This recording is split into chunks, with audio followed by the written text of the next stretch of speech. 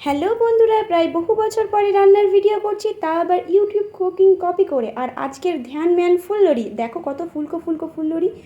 বাবা কালকে হাটে গিয়েছিল বড় ইলিশ কিনবে বলে, কিন্তু মাছওয়ালা তার আগে হাটে থেকে পালিয়ে গিয়েছে। তাই বাবা দেরি না করে তাড়াতাড়ি করে ফুললড়ি কিনে নিয়েছে, কারণ ওটাও যদি আর না পাই তো প্রথমেই কড়াইতে তেল দিয়ে আলুগুলো ভেজে মশলা দিয়েছি। মশলাতে ছিল সবাই যা দেয় তেল, হলুদ, লবণ, তো সেটা দিয়েই প্রথমে ঢেকে দিয়েছিলাম। আর তারপর মশলা দিয়েছি, মশলাতে দিয়েছি কাঁচা লঙ্কা বাটা, আদা বাটা আর জিরে বাটা দিয়ে ভালো করে কষিয়ে নিয়েছি।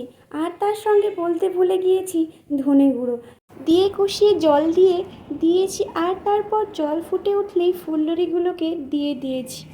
আর দেখো, সত্যি জলে দেওয়ার পর পুরো পান্তুয়া লাগছে। আর তারপর এই হলো ফুললড়ির আসল লুক। তো আজকে এখানেই দেখা হচ্ছে কোনো একদিন। ততক্ষণ সবাই ভালো থেকো, সুস্থ থেকো, টাটা, বাই বাই।